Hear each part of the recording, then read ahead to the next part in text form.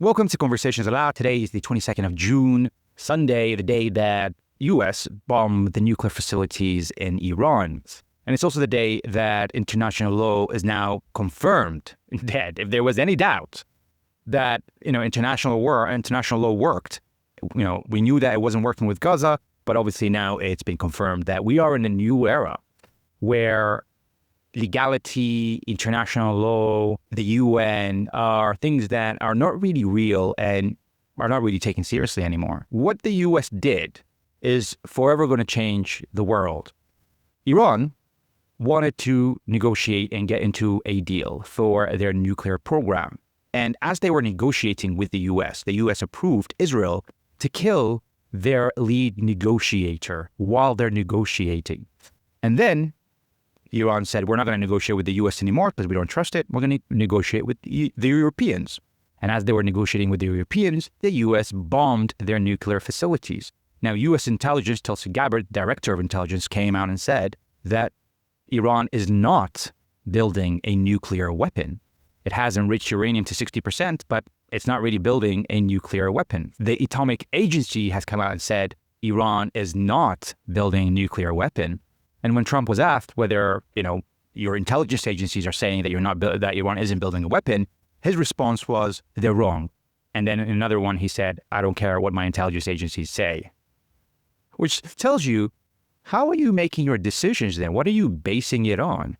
Is it another intelligence, maybe Israel, that's making you make that decision? Or are you just being emotional and making that decision? Now, what's funny out of all of this is the US dropped those bombs, and now it's getting clearer that the Fordow facility wasn't severely damaged, i.e. even with the U.S. weapons that they threw at it, it's so deep under and was kind of supported and reinforced so well that there's no contamination, the facility isn't severely damaged, it can easily be repaired. And so we haven't really achieved anything. And even Benjamin Netanyahu has come out and said, actually, we're not confident that we have destroyed the nuclear facility. Now, think about the situation that Iran is in.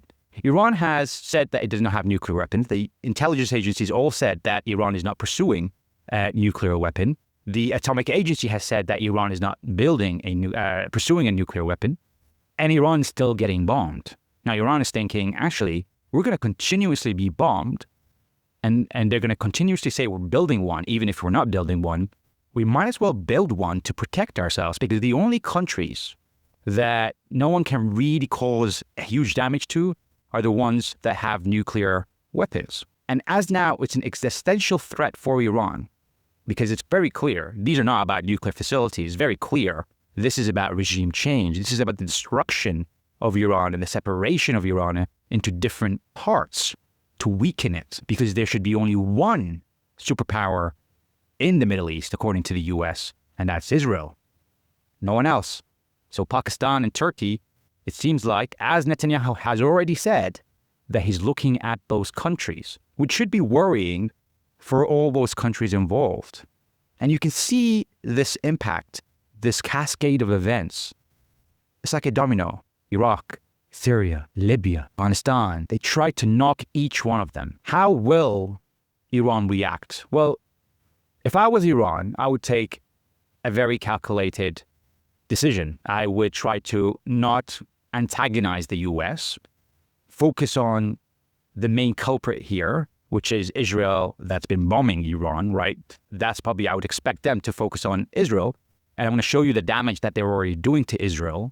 They recently just used their new weapon, which they haven't tested before, and it resulted in a hit to Haifa without even triggering the sirens. Now, they don't know whether that was because it was too quick for the sirens to ring, or whether the sirens were hacked at the same time that made them not ring and make people aware that there is a bomb coming. Now, it's very clear that obviously Iran is taking hits and damages from Israel, but Israel is taking a lot of damages. And that, I believe, was unexpected for Israel to continue to be taking damages 9-10 days into this war and actually increase the damage and hit rate for Israel.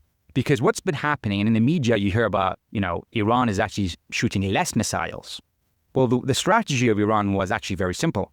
Let's throw our old missiles across for Israel to utilize their defense system, the missiles that they use to protect Israel. And every missile that goes, they need about minimum 2 to shoot at it, to hit it. And so they made Israel deplete their missiles, defense missiles, and then they started shooting with more accurate, more devastating missiles. And they've been targeting a lot of military bases and structures. We saw they hit a lot of intelligence units. We saw they hit the biomedical institute for the army. And obviously they've hit Haifa, the port, the kind of economic city of Israel. And so there's very little coming into Israel regarding equipment and food from the ports. It's all being delivered by airplanes. But apparently they also hit Ben Gurion airports. But the reason why this day has changed the world is because it's going to push now, well, 2 things. One, the Atomic Agency is not going to be respected and accepted in any country because it's very clear that it's giving information to people or to countries that will then utilize that information to destroy the country itself and destroy the knowledge, the scientific knowledge of that country, as they're doing with Iran by killing the scientists and the people that protect those scientists and support those scientists. So the Atomic Agency is not going to be accepted in a lot of countries now. In a lot of countries, they're going to start pursuing nuclear weapons. It's very clear that a lot of countries are going to say, hang on, actually, we don't want to join your non-proliferation agreement, and we're going to enhance our nuclear weapons because we see that there are no rules anymore, and you can threaten us at any moment if we do something that you don't like. Now, the other thing is that now there's a bigger case for BRICS. Russia and China are looking at this and saying, one of our key allies, and Iran is a key ally for Russia and China. One, it supplies a lot of oil to China, and it supports Russia. It's supported with their drone developments in Russia. So they really help those countries, and it's very strategic. That region is very strategic. Especially for Russia, and it's not going to allow any U.S. bases there. That would be insane. So they're going to get into a strong partnership now, especially for defense, to protect Iran. The third thing that came out of these attacks on Iran is that we expected, and I think the Israelis really expected, that there would be a revolution. If they just take out the leadership, then the people who are really oppressed, according to them, are going to revolt and take over the streets and take over the government. And we didn't see that happen. And I don't believe we're going to see that happen. If anything, they are uniting the Iranians, and they're making a stronger case of, okay, now we understand why our leaders thought America and Israel are a threat to our country. Because now we've just been attacked, and we, Iran, have not attacked Israel or the US directly at all. Yet we were attacked by them while we were trying to negotiate with them. So everyone who was unsure whether Israel or the US was the enemy, I think now there's a very strong case for them. The hardliners in Iran saying, we told you they are the enemy. See what they're doing to our country. They are destroying it.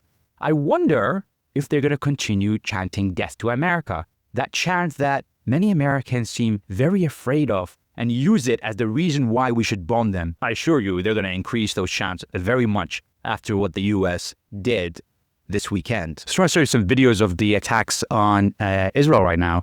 So this is today. This is the Weizmann Institute, which is the IDF's tech backbone, absolutely destroyed. Completely demolished.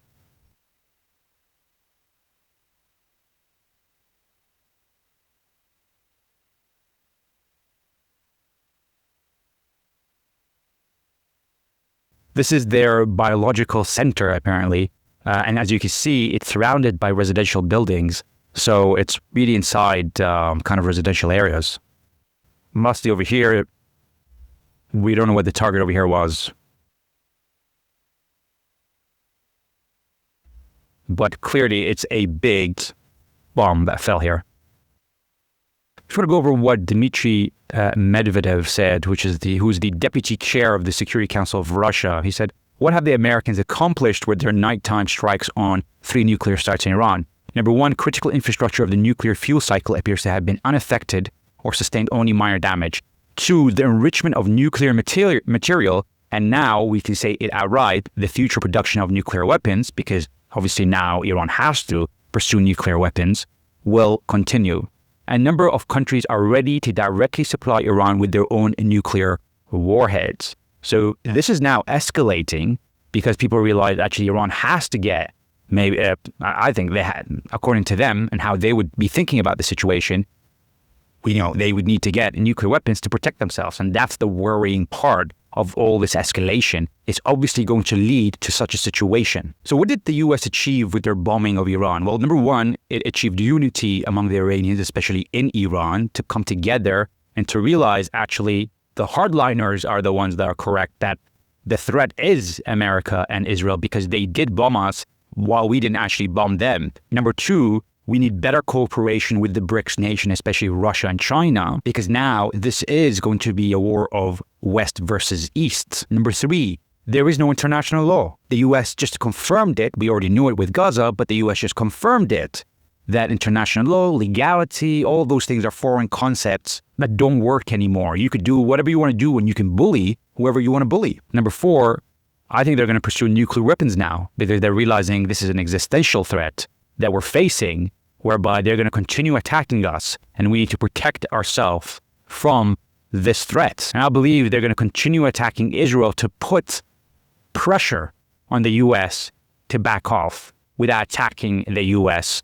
Although I don't think the US is going to follow that order. Iran, I'm sure, is going to try to think about a way not to attack any bases of Iran, not to attack any of the assets of the US, not any US bases, US assets, but how could they put pressure on the US economy, on the US society by increasing oil prices, for example, making it expensive and everything kind of increasing with inflation, which Trump is already doing with his tariffs. But that would be another level because that results in kind of an internal implosion in the US without them attacking the US at all.